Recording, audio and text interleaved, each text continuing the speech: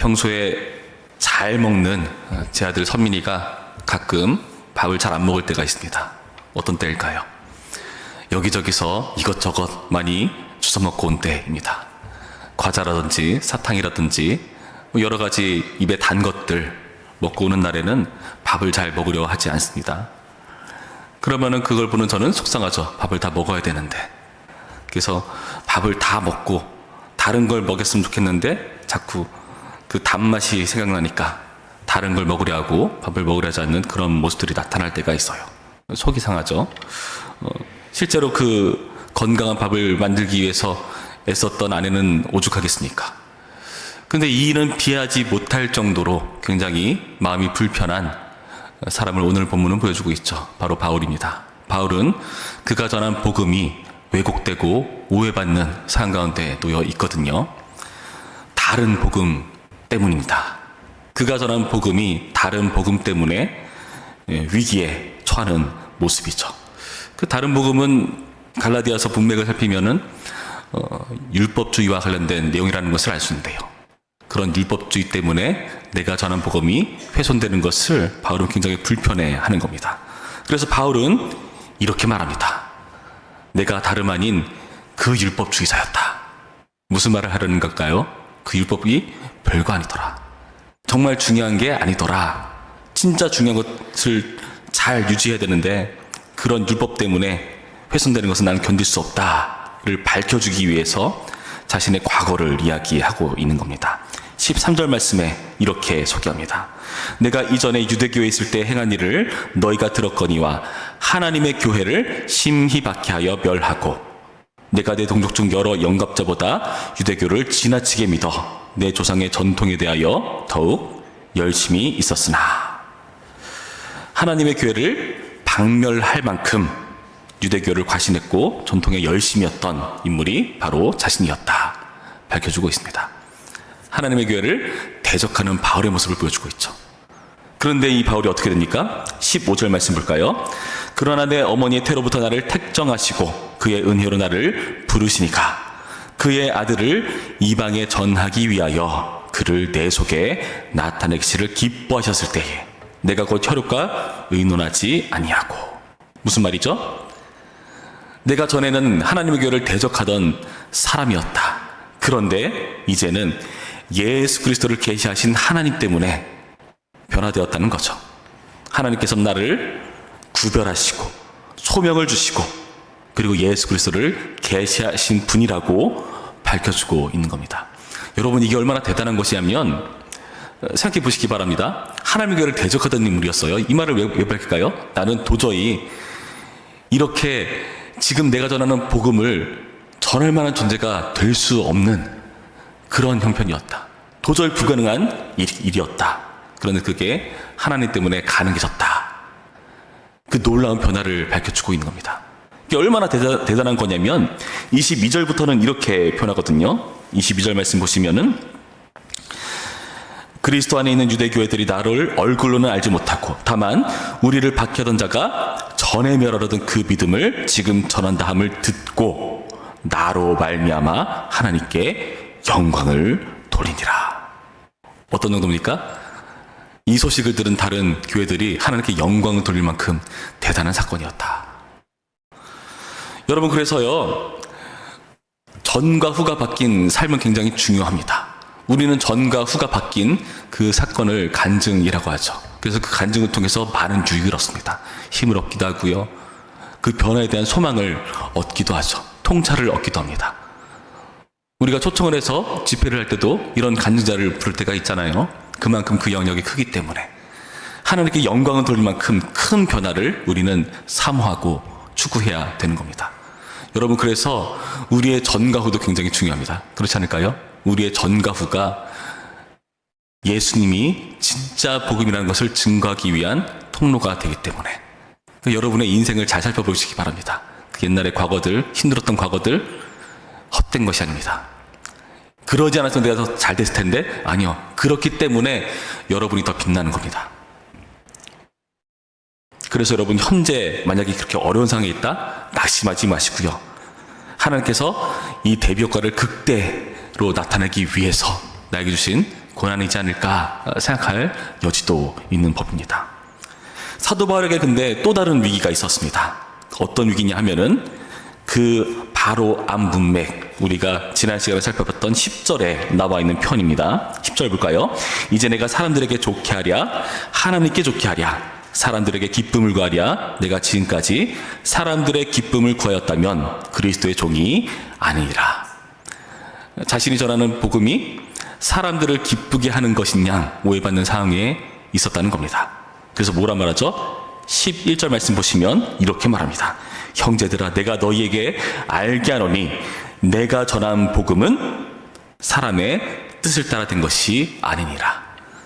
사람에 의해서 이루어진 복음이 아니라 밝혀집니다. 구체적으로 이렇게 말하죠. 12절 이는 내가 사람에게서 받은 것도 아니요 전승받은 게 아니다는 거죠. 배운 것도 아니요 교육받은 것도 아니라고 말합니다. 오직 예수 그리스도의 계시로 말미암은 것이니라 분명히 밝혀줍니다. 여기 나타난 전승과 교육은 무엇이겠습니까? 전승이란 아까 우리가 살펴봤듯이 사도 바울의 과거였습니다. 13절 14절에 살펴본 내용과 같이 내가 그 유대교 조상들의 전통에 아주 특심이 있었다, 그 내용을 밝혀주는 거거든요. 근데 그것을 어떻게 했습니까? 다 청산할 만큼 나는 변화되었다는 거죠. 그러니까 사람에게서 난 것이 아니라는 것을 강조하는 겁니다. 교육은 또 어떻습니까? 16절 뒷부분에 뭐라 되어 있었죠? 16절 뒷부분에 내가 곧 혈육과 의논하지 아니하고, 그러니까 예수님의 계시를 받고 나서 사람들과 의논하지 않았다는 거예요. 사람을 통과하지 않았다는 겁니다. 그리고 17절 이후의 말씀 뭡니까? 내가 또 나보다 먼저 사도된 자들을 만나려고 예루살렘으로 가지 아니하고.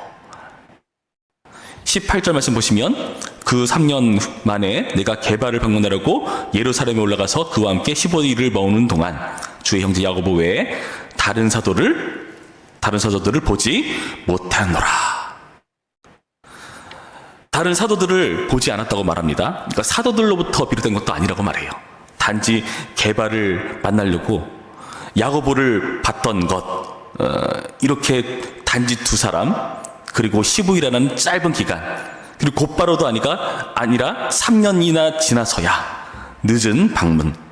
그러니까 자신이 사도를 의존하지 않았다는 것을 이렇게 아주 강조하고 있는 거거든요. 여러분, 지금 이것은요, 사도 바울이 단순히 자신의 과거를 회상해서 들려주는 정도 차원이 아니라 20절 말씀 볼까요? 보라, 내가 너에게 쓴 것은 하나님 앞에서 거짓말이 아니라. 그러니까 공적인 증언이에요. 마치 재판석에 서서 변증하듯이 내가 그렇게 사람 의존한 사람 아니다, 사람에서 비롯된 복음일 수가 없다라고 강조하는 겁니다. 오직 예수 그리스도께 직접 받은 계시라는 겁니다. 여러분, 이게 왜 중요한가 하면요, 사도 바울이 사람과 뭔가 연관되는 순간 그가 전하는 복음은요 훼손되는 거거든요. 사도는 뭡니까? 예수 그리스도를 직접 대면하고 예수님을 직접 경험한 사람들입니다. 그러니까 그가 전하는 복음들은 예수님으로부터 말미암은 복음인 거죠. 순수한 복음인 겁니다. 근데 이것이 사람을 거치는 단면, 내가 사도가 아니라 예수님께 직접 받은 그런 계시가 아니라 그 사이에 몇 번 걸쳐가지고 다른 사도들을 통과했다면, 다른 사람과 의논했다면 그 계시가 어떻게 되겠습니까? 우리가 좋은 인문학 강의 하나 들었다, 좋은 설교 한 편 들었다 정도는 될 수 있겠지만 그가 전하는 복음이 하나님의 말씀만큼의 권위가 있을 수가 없는 겁니다. 그래서 그는 자신의 사도됨을 강조해야 됐어요.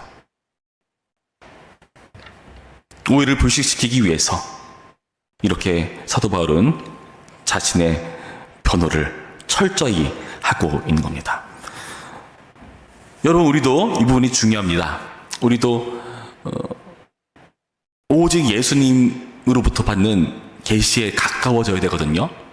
그러려면 어떻게 될까요? 그분의 계시를 직접 맞닥뜨리는 게 굉장히 중요하죠. 어떻게 하면 되겠습니까? 꿈속에 예수님이 나타나서 말씀해 주시면 될까요? 예수님 그렇게 잘 안 하십니다. 물론 할 수야 있으시겠죠. 그러나 정상적인 방법으로는 기록된 말씀으로 해주십니다. 이 말씀 이외에 여기에 더거나 빼면은 저주를 받는다, 마지막 계신 요한계시록에서 그렇게 말씀하셨거든요. 그러니까 이 계시가 진리인 거예요. 여기서 다른 자기가 사도인 양 하나님께 들은 말씀처럼 말하는 것은 굉장히 위험합니다. 여러분, 그래서 우리는 말씀을 들여다보고 이 말씀에 가깝게 자신을 맞춰나가는 노력을 하는 겁니다. 설교자도 마찬가지입니다. 하나님의 말씀을 철저히 연구해서 가장 하나님의 말씀에 순수한 상태에 가깝도록 벌써 수천 년, 수백 년이 지난 이 말씀, 이것을 가장 가감없이 우리가 바르게 받기 위해서 공부하고 연구하는 거죠. 그래서 여러분, 말씀을 직접 대면하고 깨닫는 것이 중요합니다.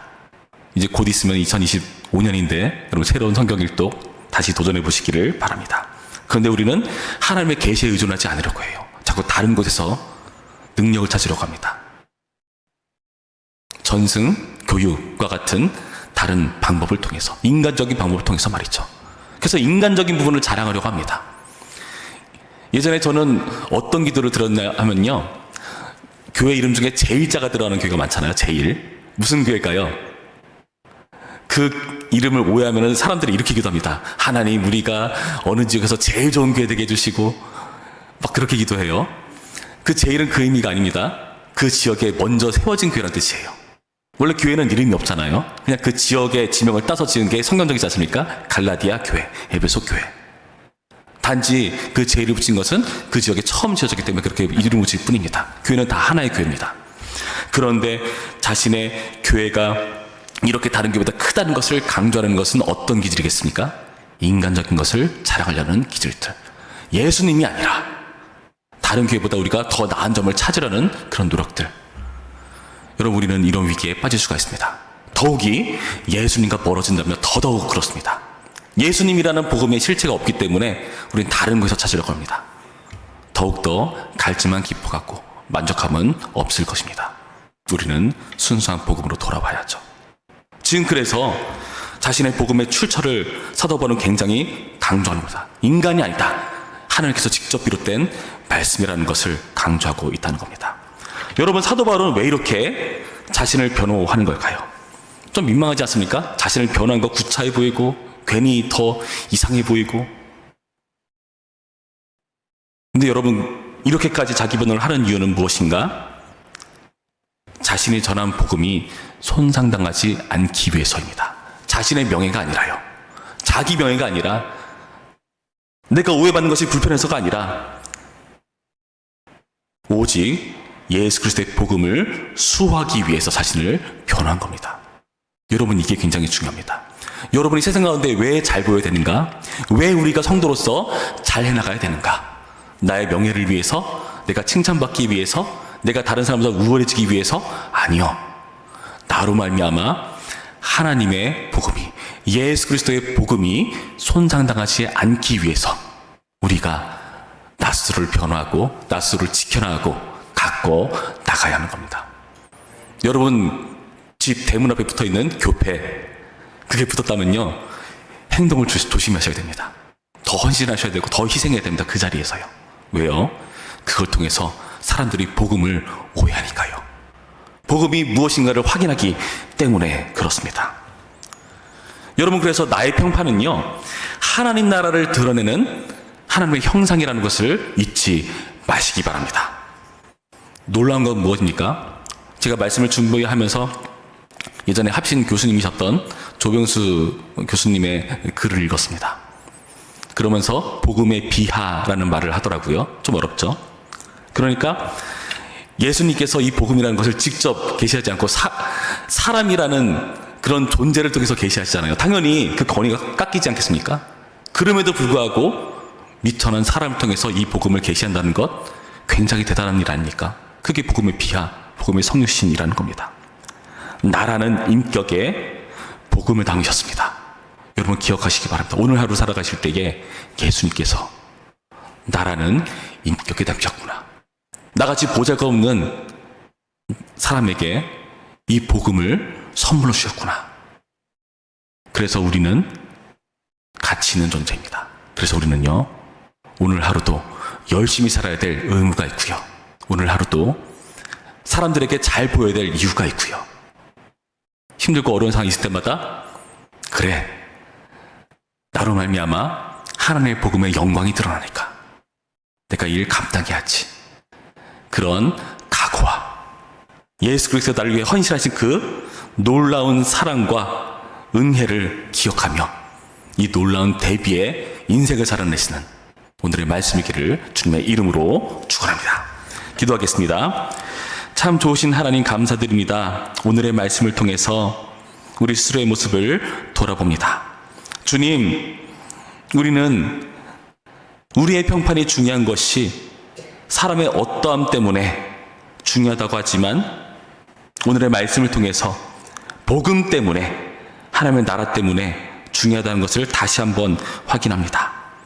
주님, 다른 복음 때문에 내가 전한 복음이 위기에 닥치지 않도록 주여 나를 통해 놀라운 복음이 선포될 수 있도록 인도하여 주시옵시고, 나라는 인격에 복음을 담으신 하나님의 은혜를 기억하며 오늘 하루의 삶도 충성스럽게 신실하게 감당할 수 있도록 인도하셔서 많은 사람들로 하여금 나를 통해 하나님을 보는, 예수 그리스도를 보는 역사 일어날 수 있도록 인도하여 주시옵소서. 감사드리며 예수님의 이름으로 기도했습니다. 아멘.